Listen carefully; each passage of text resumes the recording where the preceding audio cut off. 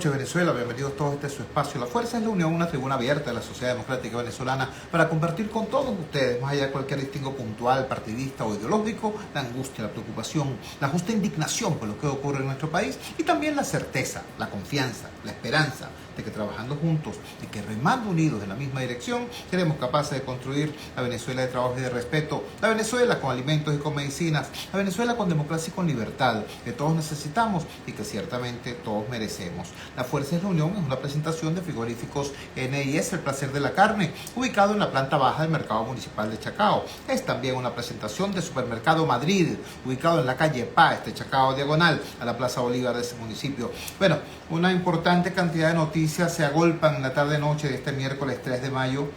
Mayito, pues qué te puedo decir, empezó el mes de la Cruz de Mayo, el mes del Día Internacional de la Libertad de Expresión, el mes del natalicio de Aquiles Nazoa, el poeta popular Aquiles Nazoa. Es también el Día de la Radio este mes. Hay una gran cantidad de efemérides, pero hoy, precisamente hoy, es el Día de la Libertad de Expresión. Y en horas de la tarde temprana hubo un evento muy importante en la sede del Colegio Nacional de Periodistas. Nuestro secretario general del colegio de la seccional Caracas, Edgar Cárdenas, presentó un informe bastante completo sobre las agresiones a los periodistas, las agresiones a los medios y las violaciones de derechos humanos perpetradas contra profesionales de la comunicación. Le pedimos a Edgar que tuviera la gentileza de compartir esos contenidos a esta hora y con la audiencia de Radio Rumbo. Como todos sabemos, la audiencia de Radio Rumbo es eminentemente popular y a esas horas era ciertamente complicado para muchos de ustedes seguir la rueda de prensa dada en la sede del colegio. Gentilmente Edgar accedió a acompañarnos y lo tenemos en línea en este momento. Edgar, gracias por atender esta llamada desde el Gigante Rumbos. Muy buenas noches. Por favor, comparte con nuestra audiencia entonces los contenidos fundamentales de este evento que tuvo lugar hoy en la sede del colegio. Te escuchamos. Sí, buenas noches, Chugo. Muy agradecido por la invitación. Saludos a la audiencia de la Fuerza de la Unión. De verdad que muy agradecido por la invitación. Sí, ciertamente hoy, desde el Colegio Nacional de Periodistas de la seccional Caracas, se ofreció una rueda de prensa con motivo del Día Internacional, el Día Mundial, perdón, de la Libertad de Prensa, que se celebra hoy. Este es un día muy importante y propicio para exigir las garantías necesarias por el respeto a la libertad de prensa, libertad de información y de opinión. Hoy nosotros en la rueda de prensa ofrecimos pues la información sobre el reporte de agresiones a periodistas y medios en el periodo de enero a abril de 2023 y destacamos 5 casos muy importantes de periodistas y otros trabajadores de la prensa, comunicadores, reporteros gráficos, quienes se encuentran en situación delicada porque están o detenidos, están presos, o con medidas cautelares. Están libres pero no tienen libertad plena. Y fíjense que en este caso nos referimos inicialmente al caso del colega Ramón Centeno, periodista que ya lleva más de un año detenido en la sede antidrogas del Comando de la Guardia Nacional. El colega Centeno realizó una entrevista a unos presuntos narcotraficantes y posteriormente eso fue detenido. Ahora es muy grave porque este caso ha tenido distintos entendimientos a la hora de la presentación de la audiencia. Con una situación un poco más grave porque Ramón Centeno atraviesa una situación de salud bastante delicada a raíz de una cirugía que tuvo un par de años atrás de cadera. Bueno, mientras trabajaban un día de ellos al tribunal, un guardia que lo estaba trasladando se cayó, pues, el colega Centeno, y 3 de los claves de la cirugía se movieron, se implicó una grave infección y el colega tuvo más de un año sin atención médica. Después se le prestó atención y está en una situación delicada donde el reporte de los médicos desarrolla toda una patología cardiológica, aparte de la situación del fémur y una grave infección, inclusive una desnutrición severa reiterativa, el diagnóstico de los médicos. Y no se ha prestado ya atención al caso, el colega no ha abandonado prácticamente. La Fiscalía no informa, el Tribunal difiere la audiencia de forma permanente y ya es la 7ª vez que se difiere la audiencia. No hay mayor explicación y hay una violación evidentemente a los derechos humanos, al debido proceso, y un ensañamiento con este caso en particular. Por otro lado tenemos el caso del colega Roland Garelli, que tiene 2 años detenido, una causa que aunque entendemos no es producto del ejercicio del periodismo, entendemos que fue un caso que tiene que una retaliación de tipo política. Ahora, eventual, tiene 3 años en espera del juicio y ni siquiera ha tenido audiencia preliminar, está con una medida cautelar. Ella publicó información del portal de Entorno Inteligente, hace unos 3 años, y bueno, estuvo detenida casi 6 meses en los calabozos del Vigentín, después tuvo una medida de libertad con cautelares, y el juicio ha sido suspendido 7 veces. El día de ayer fue la 7ª oportunidad porque fue impedido el juicio. Aquí hay otro caso donde se privó de libertad injustamente, arbitrariamente, y su detención fue desde el 19 de noviembre de 2019 hasta el 6 de mayo de 2020. Por otro lado, tenemos el caso de Jesús Medina, que tiene 6 años en juicio, no hay ninguna decisión del tribunal. Él estuvo detenido el 28 de agosto del 2018 hasta el 8 de enero de 2020 en la prisión militar de la Moderna. Un juicio que realmente no solamente violatorio de los derechos humanos, porque ha tenido retardo en el proceso, no hay pruebas, eliminaron algunos delitos, pero este es un caso en particular porque Jesús Medina tiene una medida que ni siquiera le permite salir de la ciudad de Caracas, no posee identidad, no posee cuenta bancaria, y cuando se dirige a Taina a solicitar la cédula dice que tiene una causa judicial, por lo cual se le impide tener el derecho a su documento de identificación. O sea, la situación es bastante grave. Carlos Delgado tiene 16 meses preso, a pesar de que el tribunal emitió una orden de excarcelación hace 16 meses precisamente, y bueno, su delito es que tomar una fotografía en los alrededores de la refinería de Aguay. Son 5 casos que denotan la manera como las altas empresas del pueblo gubernamental se ensañan contra la prensa, contra los trabajadores de la prensa, solamente por informar, por tomar una fotografía, por tomar una declaración, por hacer un reportaje. Y nosotros empezamos hoy para exigir precisamente no solamente celeridad, sino libertad plena para estos 5 casos que realmente demuestran lo comprometido que está la justicia en Venezuela y demuestran también lo difícil que es ejercer el periodismo en nuestro país.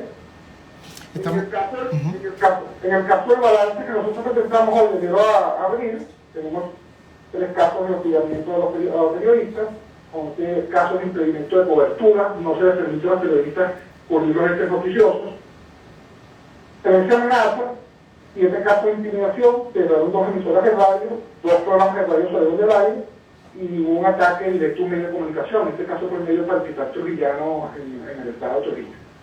Aquí ha cambiado la modalidad, pero nosotros siempre hemos denunciado que hay toda una política de elecciones de periodistas y medios para evitar que el ciudadano pueda enterarse de lo que acontece en Venezuela.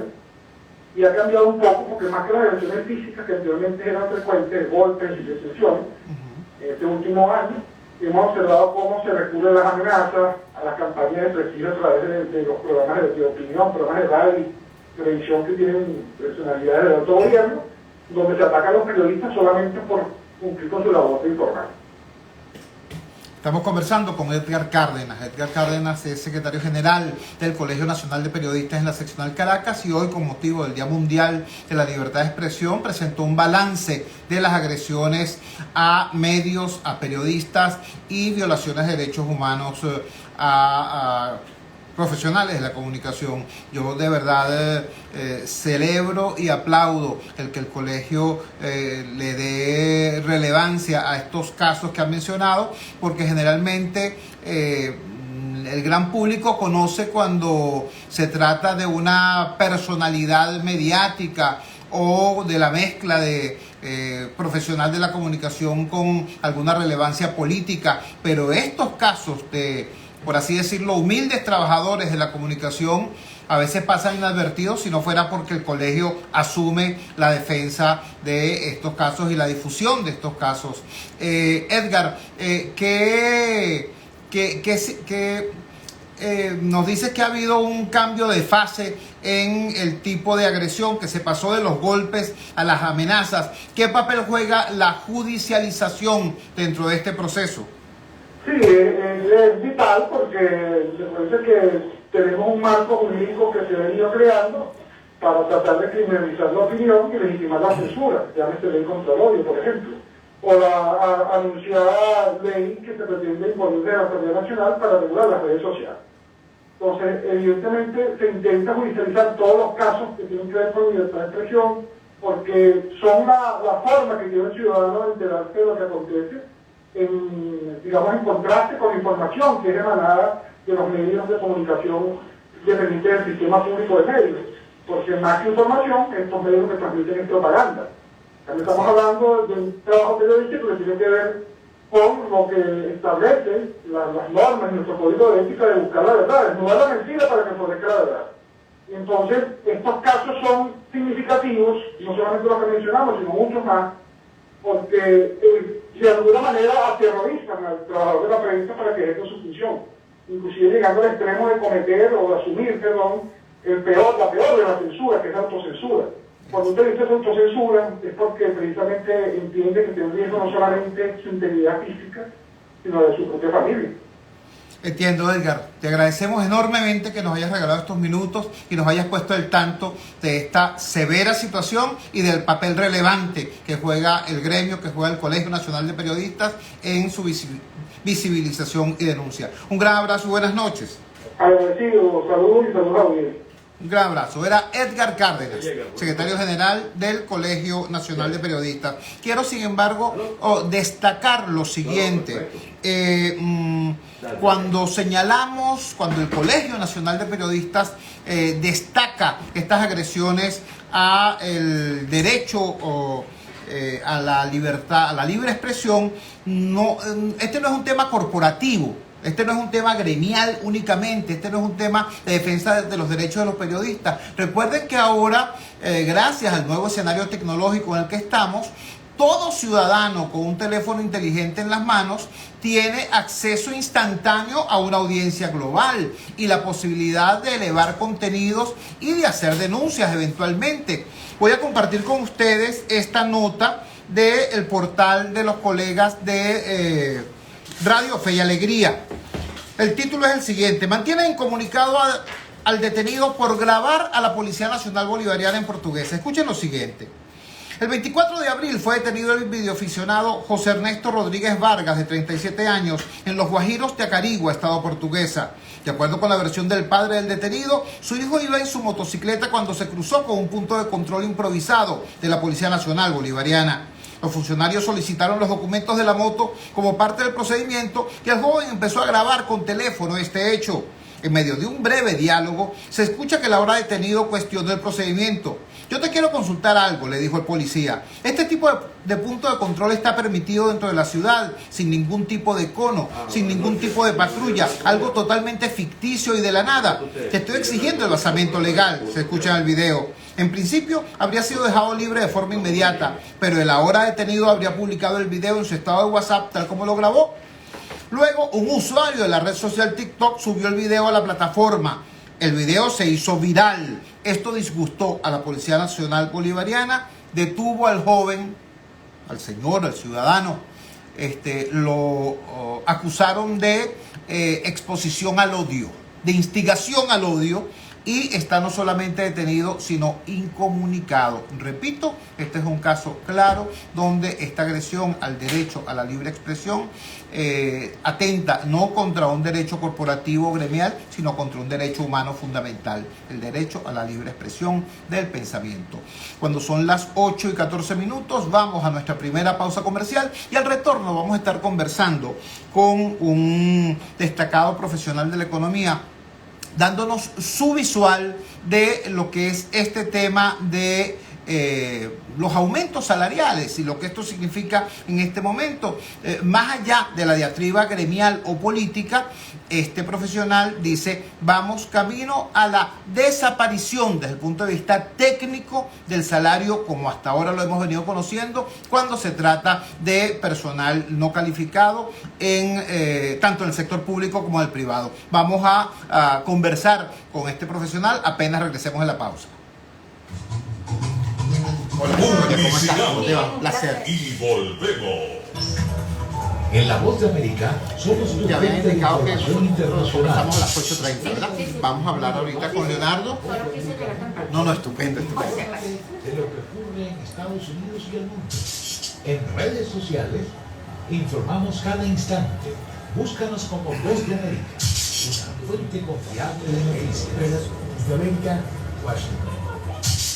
Vozdeamerica.com. Y continuamos con La Fuerza es la Unión. Regresamos a La Fuerza es la Unión. Vamos a conversar con el economista Leonardo Vera. Con Leonardo Vera tenemos nosotros una deuda de gratitud. Él fue la primera persona que nosotros conozcamos que explicó con pelos y señales esta situación compleja y grave. Cómo el gobierno, al sacar del concepto de ingresos ordinarios los ingresos petroleros, colocó a la estructura republicana tal y como la conocemos en situación de mendicidad prácticamente, porque resulta que ahora los estados y municipios, las instancias republicanas que se nutren del citado constitucional, bueno, tienen que disputarse un pote en el cual están entre el 5, el 7 o el 9% de los recursos del país, mientras que el Poder Central administra directamente un pote donde está entre el 93 y el 91% de esos recursos. Por eso es que la provincia está como está, por eso es que es tan notoria la precariedad extrema con la que se vive en la Venezuela profunda. Bueno, por eso todos estos desequilibrios, y por cierto, por eso es que es de la provincia donde sale el éxodo humano hacia los países del área y hacia el norte del hemisferio. Bueno, todo eso se lo debemos a la explicación didáctica que hizo aquí hace muchísimos meses el economista Leonardo Vera. Hoy publicó una serie de mensajes sobre el tema del salario, sobre que esto no pareciera un error puntual, sino que pareciera una estrategia destinada a desaparecer el salario como lo conocemos, como concepto incluso, como valor. Leonardo, gracias por atender nuestra llamada desde el Gigante Rumbos. Muy buenas noches. Por favor, comparte esos contenidos con la audiencia que te espera ávida. Te escuchamos. Bueno, gracias Jesús por la invitación. Bueno, yo lo que interpreto de este muy esperado anuncio, más de 400 días congelado el salario mínimo, y después de más de 400 días pues ha habido un anuncio justo este 1 de mayo, y la verdad que podemos decir que la sociedad venezolana fue un poco sorprendida, e incluso quizás también algo sorprendido los que han estado involucrados en esta mesa de diálogo que ha facilitado la OIT durante varios meses en Venezuela.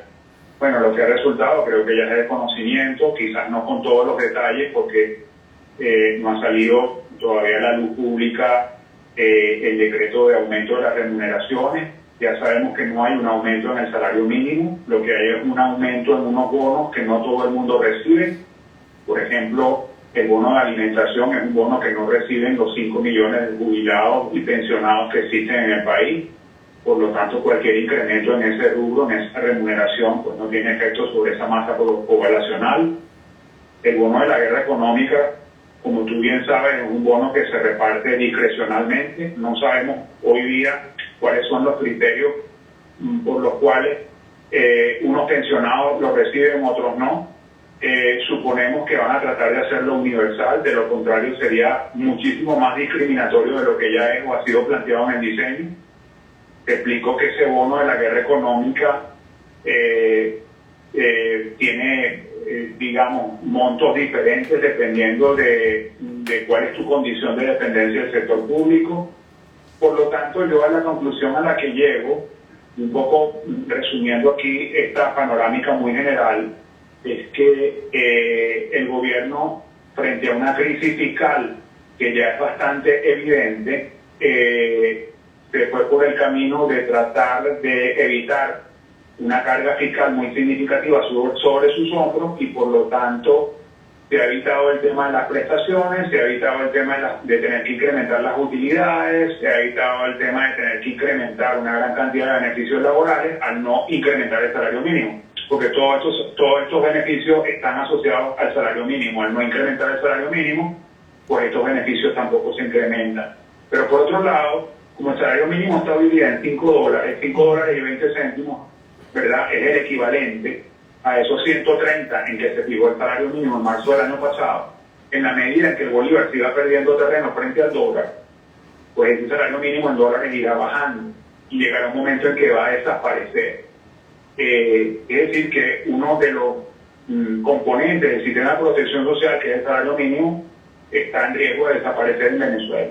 Lo otro que está en riesgo de desaparecer son las prestaciones sociales, porque si el salario mínimo es solo o representa solamente el 8% del ingreso total que recibe un trabajador, ese es el caso de todo trabajador todo trabajador activo que recibe salario mínimo, pues entonces las prestaciones sociales son un monto realmente que se calculan en base a ese 8%, son realmente un monto muy pequeño. Y si desaparece el salario mínimo, pues desaparecen las prestaciones sociales y desaparecen todos estos beneficios. Es decir, estamos realmente poniendo en riesgo tres componentes del sistema de protección social moderno: el salario mínimo, las prestaciones sociales y las pensiones, que quedaron también congeladas. Claro. Porque lo que le están diciendo a los pensionados es: yo te voy a dar un bono de guerra económica de $20 para que complemente los $5 que te ganas como pensión. Entonces, esta es la realidad que tenemos por delante. Estamos conversando, repito, con Leonardo Vera. Es economista, es docente universitario y es una mirada aguda y atenta que no solamente, digamos, cuestiona las políticas públicas cuando presentan estos baches, sino incluso se permite algunas reflexiones, digamos, hacia el propio mundo de los economistas. Leo, Leonardo, con tu venia, uno de tus mensajes. Dice así: mis colegas economistas no se alarman por un mundo sin beneficios laborales. Han sido educados para creer que los beneficios laborales son causa fundamental del desempleo y no la ausencia de demanda y del tamaño de la economía. La evidencia empírica no respalda esa creencia. Coincidiendo con tu planteamiento, he leído declaraciones del decano de Economía de la Universidad Metropolitana, tu colega Luis Oliveros, quien también ha criticado el no anuncio de incrementos del salario mínimo y ha dicho por todo el cañón que sin incremento de la demanda, sin fortalecer la demanda, no puede haber reactivación económica. Me preocupa esto que tú dices sobre los economistas, con lo cual coincido, porque lo que no veo es que haya, digamos, una percepción de justa alarma por parte de muchos actores generadores de opinión en la sociedad. Me sorprende incluso por parte de la oposición política que no haya habido una reacción lo suficientemente enérgica, comparable por lo menos a la de los oficialistas asistentes a la marcha, que sí expresaron su repudio en forma más o menos contundente. ¿Cómo se puede modificar eso?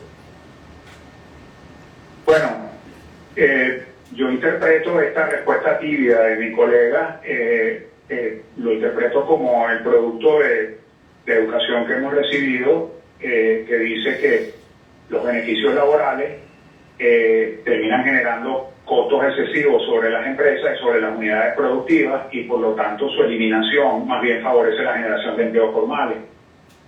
Ese postulado no encuentra evidencia empírica robusta en los estudios científicos. Por lo tanto, para mí es una afirmación que no necesariamente es cierta. Por otro lado, hay que mirar cuál es la razón de ser de los sistemas de protección social modernos, como el seguro de desempleo, el régimen de pensiones, las prestaciones sociales, el salario mínimo, la red de salud pública, la red de educación pública. Estas cosas existen sobre todo y tienen sentido en sociedades en donde hay millones de personas excluidas que, bien sea por su ingreso, no tienen acceso a la salud, o no tienen acceso a la educación, o pierden su empleo y no tienen una especie de seguro por unos meses que le permita mantenerse mientras encuentra otro empleo. Ese es el sentido de las prestaciones sociales. Entonces, todo este sistema de protección social, que pertenece sin duda alguna al siglo XX, está siendo cuestionado de alguna manera por este modelo de gestión económica que está imponiendo el gobierno de Nicolás Maduro. Entonces la pregunta que uno se hace, y claro, la excusa que uno encuentra es, bueno, es que no tenemos recursos, no lo dicen así, pero evidentemente hay una crisis fiscal en Venezuela, la razón de ser de todo este escándalo que hay alrededor de PDVSA también está o se acentúa por el hecho de que el gobierno de Nicolás Maduro se da cuenta que no tiene recursos, que le han virlado recursos, que PDVSA no está haciendo el aporte fiscal, ¿verdad? Y entonces digo hasta aquí, no más. Entonces, la excusa que han encontrado, bueno, lo hicimos de esta manera, vamos a destruir, a desmantelar el sistema de protección social porque no tenemos recursos. Pero claro, aquí hay unos grandes afectados, unas grandes mayorías afectadas. El eslabón más débil de la cadena termina siendo el movimiento laboral, los pensionados, las personas que están en su vejez, los adultos mayores. Y uno obviamente tiene que preguntarse por qué ellos tienen que ser realmente la variable de ajuste en todo este problema. Por eso no van a escuchar a Fede Cámara diciendo, cónchale, no me gustó lo que presentó el gobierno. Por supuesto, ellos no van a decir eso. Que le hayan eliminado las prestaciones y la utilidad de los trabajadores no es algo que Fede Cámara va a reclamar. El que el salario mínimo se haya quedado congelado no es algo que Fede Cámara vaya. Pero yo sí creo que un analista objetivo, un buen economista, sí debería decir cuáles son los pros y los contras de esta medida. Yo voy a decir el único pro que he encontrado, y el único pro que he encontrado es que al menos se ha reconocido de que las remuneraciones laborales deben marcarse en dólares. Y quizás por primera vez tú escuchaste a Nicolás Maduro diciendo, esto se fija en dólares. Esta es una manera de proteger por lo menos frente a la devaluación del bolívar ese ingreso. Vamos a ver si lo van a hacer así, pero así al menos lo han manifestado. Es así, Leonardo. Yo también puedo anotar un punto a favor dentro de toda esta crisis, que es ver a sectores importantes del movimiento laboral manejando un discurso menos reduccionista y más amplio, ¿no? Yo he visto dirigentes sindicales como Pablo Zambrano o como Marcela León diciendo que el tema no es el monto del salario mínimo, sino que el tema es buscar una manera distinta de concertar acuerdos y de manejar la economía para que sea la productividad la base de las remuneraciones. Yo lamento que en otros sectores no hayan esos mismos niveles de crecimiento en la construcción de discurso. ¿Cuál crees tú que pudiera ser finalmente, Leonardo, el escenario más probable en el corto plazo? Porque independientemente de toda esta dura realidad, estamos prácticamente en pre-campaña electoral, y hasta ahora que se sepa, de los últimos 24 años, el expediente que utiliza el gobierno cada vez que hay una campaña electoral es echar el gasto público por la ventana. ¿Se mantendrá esta supuesta austeridad a costilla de los más pobres o veremos algún retorno a antiguas prácticas? Bueno, yo creo que el gobierno está como te dije, en graves dificultades financieras. No creo que pueda armar una gran fiesta si quiere ir a una competencia electoral. Y la única manera de hacerse algunos recursos es cediendo en el terreno de la negociación. Para mí eso está muy claro, de que si ellos están interesados en obtener recursos, mejorar el performance, el desempeño, vamos a decir la gestión, e incluso si quieren armar una fiesta despilfarrando recursos, etcétera, pues el mensaje está muy claro. Ellos tienen que de alguna manera ceder garantías democráticas y derechos ciudadanos en esa mesa de negociación, y a cambio pues quizás el país pueda empezar a salir del aislamiento financiero y económico internacional y comenzar a recibir algunos recursos, comenzar a mejorar los recursos, ¿no? Que se obtienen por la explotación de petróleo. Podría mejorar la producción petrolera, podríamos tener un clima mejor para la inversión internacional, reconectar al país financieramente. Entonces, todo esto pasa por este gravísimo conflicto político por el que está atravesando Venezuela, y bueno, hay conciencia en estos actores políticos de la importancia de ese tema, y yo creo que hay un chance para que Venezuela comience a reconstruir algunas cosas. Una de las cosas que hay que reconstruir es el sistema de protección social. Claro. Es decir, si efectivamente el Estado venezolano ya no puede sostenerlo, pues tenemos que repensar y tenemos que empezar a pensar en cuál puede ser el sistema de protección social que calza bien para el tamaño que tiene el Estado venezolano, y para los recursos que tiene el Estado venezolano, ¿no? Pareciera ser que el viejo sistema de protección social ya no nos sirve mucho, el Estado ya no puede con esa carga, pero obviamente hay que presentar y que empezar a pensar en un sistema de protección social. No puede dejar a un país tan vulnerable socialmente sin sistema de protección social. Entonces tienes que pensar uno, tienes que empezar a repensar el mundo. Para eso necesita mucho diálogo político, mucha participación de los profesionales que los tenemos en Venezuela y saben sobre políticas públicas, y dejar a un lado la improvisación y la politiquería. Leonardo, dejar a un lado la improvisación y la politiquería, amén, amén, amén, hoy día de la Cruz de Mayo. Un gran abrazo, Leonardo, muchísimas gracias por atender nuestra llamada y por manejar con ánimo tan pedagógico esta materia que no siempre es manejada de esta forma. Muchísimas gracias y buenas noches. No, gracias, Jesús, por la oportunidad. Gracias. Leonardo Vera, profesor universitario, economista, investigador, hablándonos sobre las otras implicaciones de este hueco negro. Estamos presos de una tenaza, una quijada es el saqueo, otra quijada es el bloqueo. Entre las sanciones internacionales a la economía y el robo, el hueco inmenso que han dejado. Antes se robaban partidas secretas, ahora se roban embarques petroleros completos. ¿Qué te puedo decir? Pero los que pagan la factura de todo esto no son los grupos cazadores de renta, son los pobres, son los trabajadores. Cuando son las 8:31, vamos a la siguiente pausa comercial, vamos a identificar la valiente señal del gigante Rumbos y al retorno vamos a estar hablando con una defensora de derechos humanos. Recuerden ustedes, hace 4 o 5 días entrevistamos acá a la señora Elvira Pernalete, la madre de Juan Pablo Pernalete. Prácticamente en esas mismas horas hubo un evento muy hermoso en la Universidad Metropolitana, no solamente un homenaje a la memoria de Juan Pablo, sino también un acto de memoria precisamente a una gran cantidad de padres y familiares de víctimas, y también se produjo el egreso, la graduación, por así decirlo, de 25 defensores de derechos humanos. Vamos al retorno a estar hablando con Victoria Capriles. Ella forma parte del conjunto de activistas ciudadanos que ha organizado todos estos eventos. Vamos al corte, ya regresamos.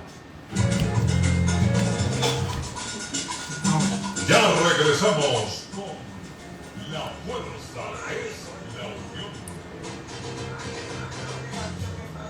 Todos los días. ¿Todo bien? Entonces, qué bueno, vale. Por acá estamos a la orden. Me parece no solamente importante el tema de la memoria en un país como el nuestro, donde, no se trata del poder, se trata de todos nosotros. Estamos dedicados a este tema de que un escándalo tapa el otro. Además, en el caso de los familiares, a mí me conmueve cómo han resistido a esta dinámica de desmoralización, de quiebre, de sordera para reducirlo, y que estén ustedes allí como apoyo me parece genial. ¿Cómo quieres que te presente? Victoria Capriles, directora ejecutiva del Centro de Derechos Humanos de la Universidad Metropolitana. Perfecto. Colega de Victoria. Es un tipazo, le tengo muchísimo respeto. Qué bueno. Disfruta de nuestra hermosa. Sí, vamos a ver en el tiempo que tenemos que podemos decir, porque este tema de memoria da y da y da. Sí, bueno, tenemos la última media hora del programa completito, los 2 segmentos que quedan. Vale. 5 días del año. Reservaciones por los teléfonos 0414. Yo sí, tú eres abogado, ¿verdad? Sí. Y también profesora de la Universidad Metropolitana. Pero con abogados. Te voy a decir lo que siempre te dirán, tan jovencita. Fíjate, quisiera en este primer segmento que vamos a conversar, meternos de frente en el evento, en la memoria, en Transforma. Y al final, si ustedes lo han visto, si lo han discutido, si lo han procesado, me dieras alguna pincelada sobre la valoración que ustedes hacen de este tema salarial desde la perspectiva de los derechos humanos. Ahí, bueno, está ese criterio de la ONU de que toda persona que gane menos de $1.9 al mes está en pobreza extrema, cuando un Estado define como política salarial pagar $5.2 al mes, entonces obviamente estás instituyendo como política de Estado mandar a la pobreza extrema a una parte sustancial de la población. Entonces, ¿qué significa eso en términos de lesión de derechos humanos? Porque además la lesión de derechos humanos tiene que ser un patrón, no un atropello puntual. Y esto es exactamente eso. Exactamente, sí. Yo justamente pensaba también atarlo porque al final es derechos humanos, ¿no? Para que la gente vea que está en todos lados. Claro. Siempre Esa visión es demasiado importante. Claro. Son las 8:35. Publicidad. Y volvemos. Ingresa desde tu móvil o laptop a vozdemerica.com e infórmate de lo que ocurre en Estados Unidos y el mundo. La secretaria del Tesoro de Estados Unidos, Janet Yellen, asegura de Martín Rodríguez, Voz de América. En redes sociales informamos a cada instante. Desde la Casa Blanca reporta Jorge Agobián, de La Voz de América. Búscanos como Voz de América, una fuente confiable de noticias. El comunicador popular, Chuo Torrealba, en La Fuerza es la Unión. Regresamos a La Fuerza es la Unión y tal como les ofrecí al final del segmento anterior, tenemos con nosotros en el estudio a Victoria Capriles. Victoria Capriles es abogado, es profesora universitaria y es la directora del Centro de Derechos Humanos de la Universidad Metropolitana.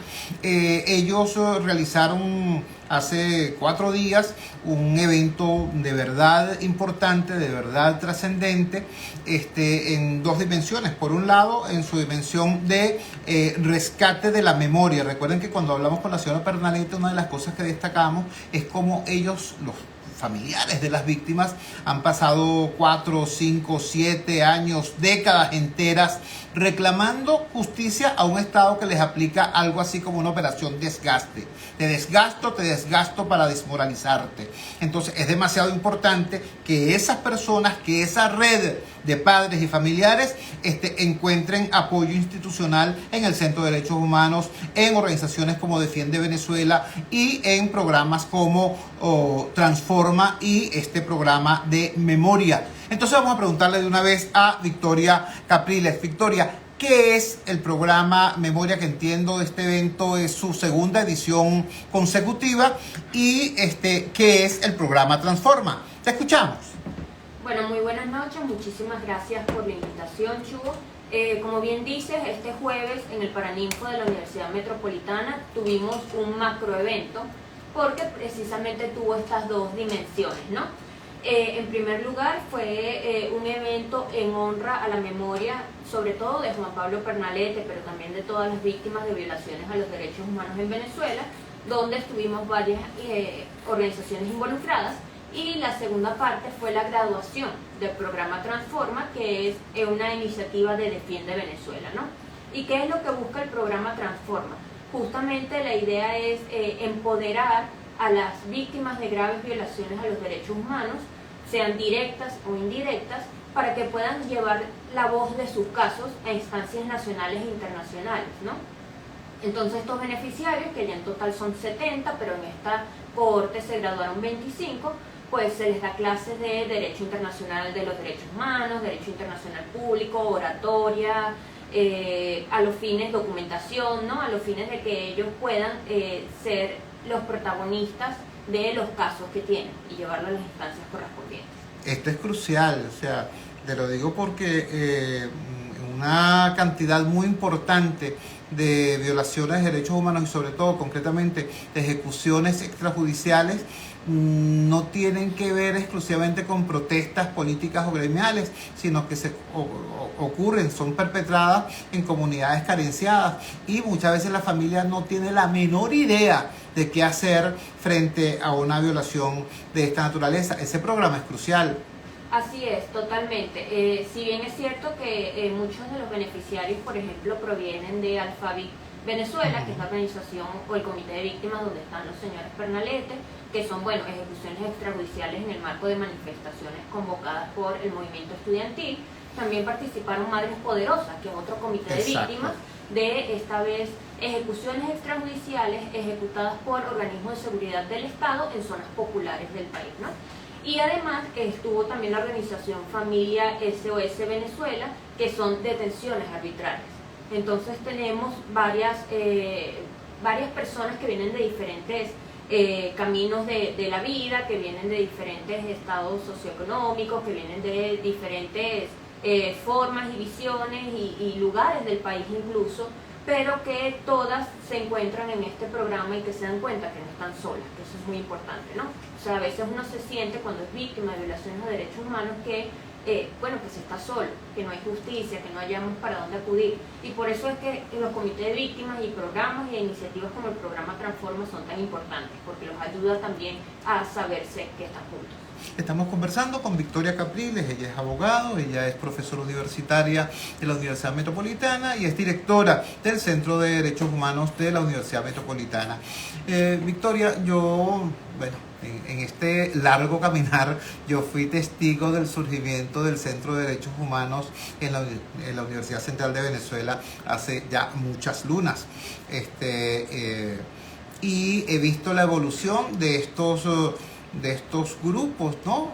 Pasaron de ser una suerte de voluntariado sensible y sacrificado a ser cuerpos que tienen cada vez mayor fortaleza técnica y mayor interlocución nacional e internacional para poder brindar apoyo a los no solamente a las víctimas y a sus familiares, sino a la sociedad toda, porque ese es otro tema. O sea, cuando hay una sociedad que cree que el tema de los derechos humanos es una exquisitez propagandística, estamos ante un severo problema. ¿Cómo has visto tú la evolución del tratamiento de este tema acá en nuestro país? Bueno, ciertamente lo que he notado es que cada vez más han ido surgiendo organizaciones. Como tú bien dices, en el caso de los centros de derechos humanos de las universidades, bueno, la mayoría al principio eran solo académicas, publicaciones, y en el marco sobre todo de las protestas de 2014, 2017, tuvimos que empezar también a hacer activismo, ¿no? A salir de las aulas, a no solo dar clases en esta materia, sino a practicarla. Pero también he visto el surgimiento, sobre todo en las provincias del país, de cada vez más organizaciones. Como tantas cosas, antes todo esto, el movimiento de derechos humanos parecía más centralizado en Caracas, pero a raíz, el agudizamiento de la emergencia, de las violaciones, cada vez más hay personas que se organizan y que defienden y promueven los derechos en todo el territorio nacional. ¿Cuál crees tú que puedan ser los elementos centrales de esta agenda de los defensores de derechos humanos, sobre todo cuando hay como, no sé, yo siento como dos presiones? Por un lado, un sector oficial que hace esencialmente un manejo político y propagandístico del tema, ¿no? Y por otro lado, un sector político opositor que también de manera comprensible se plantea fundamentalmente la promoción de dinámicas de negociación y construcción de acuerdos. Repito, esto es comprensible, pero que no siempre comprenden, entienden la dinámica de búsqueda de reparación, de no repetición, de establecimiento de justicia, que es el exacto reclamo de las víctimas y de sus familiares. ¿Cuál sería el punto medio, si existe, para el accionar de los movimientos de defensores de derechos humanos? Bueno, hay algo que hay que dejar bien claro y que mucha gente a veces se enreda, es que los derechos humanos son apolíticos. Los derechos humanos son apolíticos, no pertenecen a ningún partido político, a ninguna ideología política, y cualquier Estado, sin importar el gobierno que tenga de turno, los puede violentar, ¿no? Tenemos el caso de El Salvador, que es más de derecha, pero con graves violaciones de derechos humanos, Nicaragua, que es de izquierda, pero también violaciones de derechos humanos, ¿no? Entonces es muy importante dejar eso. Los defensores, y las defensores de derechos humanos, no tenemos una agenda política, no tenemos una ideología política, sino que más bien tenemos por detrás a los estándares internacionales y a los tratados internacionales vinculantes del Estado que los firmó, ¿no? Y sí es muy importante resaltar que en todo diálogo político o en toda negociación política que se haga, se tiene que siempre tener en el centro a las víctimas y a las violaciones de derechos humanos que han ocurrido. Una justicia transicional adecuada, un proceso de transición adecuado, no puede llevar consigo impunidad. Y por eso es tan importante el tema de memoria y los eventos que hacemos en base a la memoria. O sea, la memoria es lo que nos va a permitir arreglar, reparar el tejido social, es lo que nos va a permitir mirar hacia atrás y es lo que nos va a permitir seguir hacia adelante. O sea, sin eso ningún acuerdo político puede ser realmente justo y verdadero. Conversamos con Victoria Capriles, directora del Centro de Derechos Humanos de la Universidad Metropolitana. Victoria, como ejemplo protuberante de esto que acabas de mencionar está la reciente exigencia de los señores del oficialismo de que, en el sentido de que ellos regresarían al diálogo en México si y solo si es detenida la investigación que lleva adelante o que pudiera llevar adelante la Corte Penal Internacional. Al margen del tema técnico, ¿no? De que, o sea, técnicamente hablando eso es un exabrupto, ¿qué revela eso a tus ojos en cuanto a manejo que la clase política tiene de lo que son estos procesos y estas sensibilidades sociales y humanas? Sí, bueno, creo que en líneas generales, como comentas, demuestra pues un desconocimiento de la materia en general, de lo que es el derecho internacional de los derechos humanos, de lo que es el derecho penal internacional, porque precisamente, bueno, la Corte, al ser un organismo independiente y autónomo, actúa por su cuenta, ¿no? Como una corte de justicia. Entonces, por las peticiones de una de las partes involucradas, no va a parar precisamente la investigación, después de que hizo el examen preliminar y, bueno, llegó a la conclusión de que había que abrir una investigación. Entonces, el hecho de que eso se tenga o se intente utilizar como condicionante para una negociación política o no, bueno, sencillamente demuestra precisamente una falta de conocimiento en el tema, ¿no? Y de nuevo, bien sea la Corte Penal Internacional o bien sea algún organismo, otro organismo de derechos humanos, o incluso que se cree algún organismo como por ejemplo en Colombia con la Jurisdicción Especial para la Paz, insisto de que en el momento de una transición política no puede haber impunidad, ¿no? Y estos crímenes siempre tienen que ser juzgados a los fines de obtener verdad, justicia, reparación y garantías de no repetición. Conversamos con Victoria Capriles, quien nos trae 3 noticias excelentes. La primera tiene que ver con el programa Memoria, segunda edición de este evento que da voz a los familiares de las víctimas, precisamente para que no se pierda, no solamente ante el embate de la propaganda oficial o del poder, sino también ante la abulia de un país que tiende a normalizar lo que no es normal.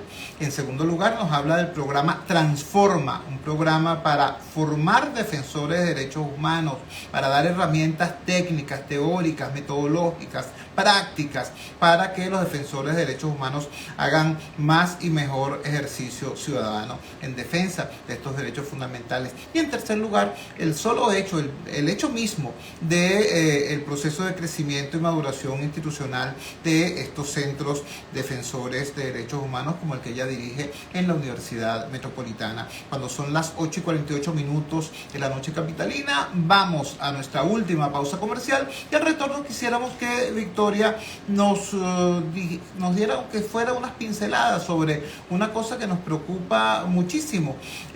Como todos sabemos, las Naciones Unidas establecieron, digamos que un baremo o un listón, por así decirlo.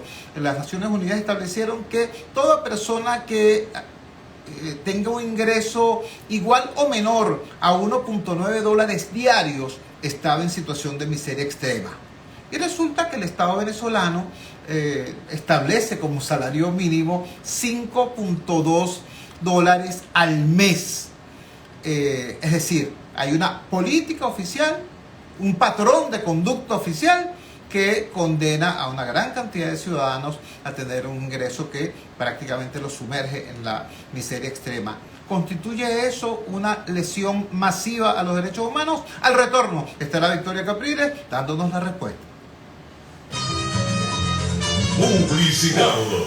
Y volvemos. Conéctate con la Voz de América desde tu móvil o en tu laptop. Escribe vozdeamerica.com y entra a un mundo de información. Vozdeamerica.com. Somos tu fuente de información internacional. Vozdeamerica.com. Un mundo de información y una fuente confiable de noticias. De la Casa Blanca reporta Jorge Agobián, de la Voz de América. Ángela González, Voz de América, Nueva York. José Parrales, Voz de América, Miami. Vozdeamerica.com.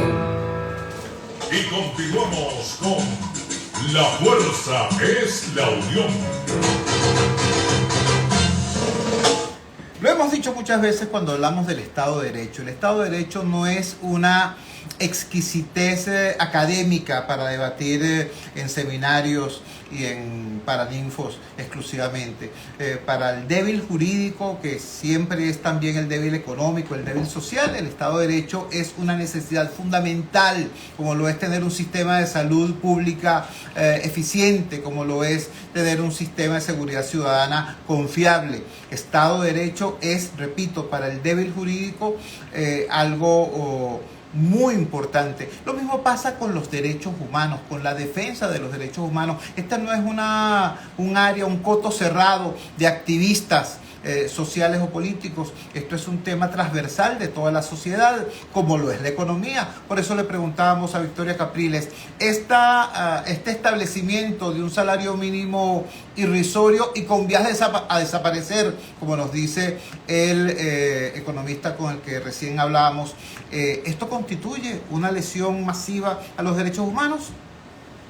Sí, en efecto, y me pareció muy interesante lo que comentaba Leonardo, ¿no? Porque el derecho al trabajo es un derecho humano, y eso me parece muy importante, y por eso es que iniciativas como la de Defiende Venezuela del programa Transforma también son importantes, ¿no? Porque hay que enseñarle a la población de que los derechos humanos son un eje transversal de la sociedad y de la vida. Entonces, en efecto, el derecho al trabajo es un derecho humano establecido por estándares internacionales y tratados internacionales, pero el derecho al trabajo no incluye solo tener un trabajo.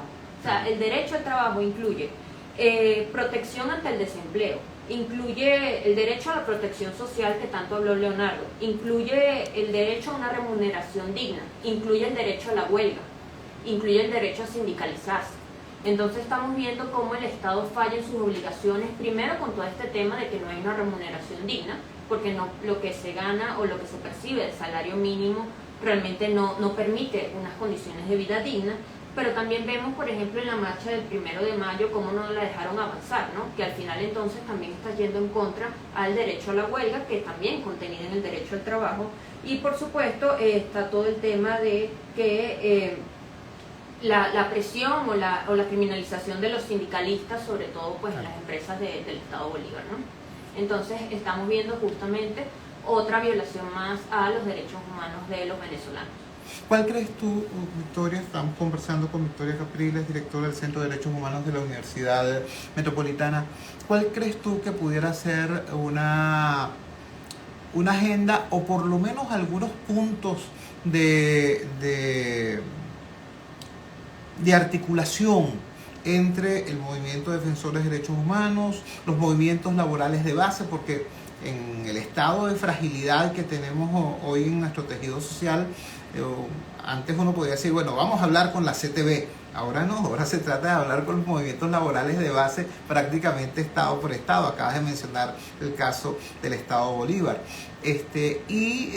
Con el tema de las comunidades populares, de las comunidades carenciadas, ejemplo, Madres Poderosas, como organización que surge de allí y que luego extiende su accionar a una parte importante del país.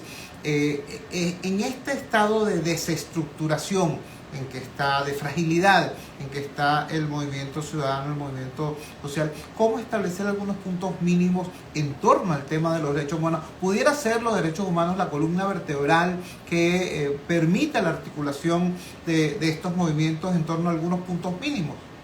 Sí, es que definitivamente debe serlo, ¿no?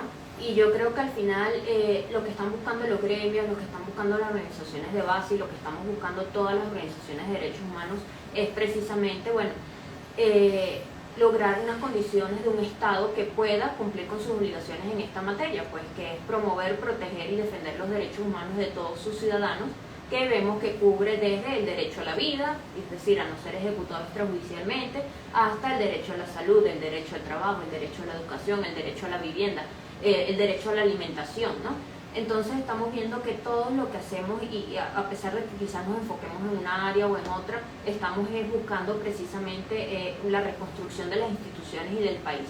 Y yo creo que cada vez más estamos viendo esa articulación. Por ejemplo, en la marcha del 1 de marzo hubo varias organizaciones de la sociedad civil y defensoras de derechos humanos apoyando pues precisamente a las exigencias de los y las trabajadoras. Lo mismo con las protestas que hemos visto del gremio de las enfermeras, del gremio de los educadores, y por supuesto ellos también se unían a las protestas convocadas por el movimiento estudiantil cuando ocurrieron en 2014 y 2017, ¿no? Entonces yo creo que al final es eso, entender y comprender que los derechos humanos son de todas y de todos y que nos afectan por igual sus violaciones. Yo también he advertido que se ha producido un avance importante en procura de la autonomía de diversas organizaciones de la sociedad civil. Yo lo reconozco sin mayor empacho. Durante demasiado tiempo organizaciones de la sociedad civil tenían una suerte de relación satelital, ¿no?, con algunos factores políticos, bien sea de gobierno o de oposición, pero este tema obliga precisamente a tener no una línea de enfrentamiento con esos actores políticos, pero sí una agenda cada vez más autónoma, y eso es lo que permitiría en todo caso ese tipo de resolución. ¿Qué tenemos en los próximos días de agenda desde el Centro de Derechos Humanos de la UNIMED que pudieras anunciar? Bueno, nosotros seguimos trabajando precisamente en los casos que llevamos, seguimos trabajando por justicia, verdad, reparación y garantías de no repetición, pero lo que sí te puedo adelantar por parte de Defiende Venezuela es que ya está comenzando la organización para lo que sería la cuarta cohorte del programa Transforma. Qué bueno. Que al final, bueno, para quienes estén interesados o les llame la atención el ser beneficiarios, pues estén pendientes a las redes de Defiende Venezuela, @defiendeve, ¿no?, de Venezuela, porque por allí a través de las redes pueden contactar a la organización si quieren ser parte de los beneficiarios, y también, bueno, que desde las comités de víctimas que ya han sido pues parte del programa también se postulan a personas que necesariamente, bueno, defensores de derechos humanos somos todas y todos, ¿no? Y podemos serlo. Entonces, a quien le interese. Si alguien que nos esté escuchando, una organización comunitaria de base, un movimiento laboral de base, quisiera hacer contacto con el Centro de Derechos Humanos de la UNIMED, ¿nos das tus coordenadas electrónicas, por favor? Sí, las redes del CDH son @CDHUNIMED, pegado. Perfecto. Bueno, era la voz y la imagen de Victoria Capriles, abogado. Ella es también profesora universitaria y es, digamos, vocera también de este movimiento Defiende Venezuela. Habíamos previsto que tendríamos hoy con nosotros a Carlos Briceño, el director ejecutivo de Defiende Venezuela. Un percance de salud impidió, pero bueno, salimos ganando. Tenemos a una persona que puede ser vocera tanto de Defiende Venezuela como del Centro de Derechos Humanos de la UNIMED, que nos dio toda esta información tan valiosa para nosotros que somos activistas, ciudadanos, habitantes de los sectores populares de la Gran Caracas y de toda Venezuela. Muchísimas gracias, Victoria, muchísimas gracias a ustedes. Cuando son las 8:58 minutos despedimos. Trabajamos para ustedes en la presidencia del Gigante Rumbos, la doctora Elsa Siciliano. Al frente de los controles estuvo, como de costumbre, el mago Ángel Villalobos. Habló para ustedes su amigo, comunicador popular, activista social, ciudadano en lucha por la democracia y por la libertad, Jesús Chuo Torrealba. Ahora más que nunca, fuerza Venezuela, porque la fuerza es la unión. La fuerza de la unión fue una presentación de Frigoríficos NIS, el placer de la carne, ubicado en la planta baja del Mercado Municipal de Chacao. Es también una presentación de Supermercado Madrid, ubicado en la calle Paz de Chacao diagonal a la Plaza Bolívar de ese municipio. Cuídense muchísimo. Nos encontramos mañana a las 8 de la noche en la valiente señal del Gigante Rumbos, si Dios quiere.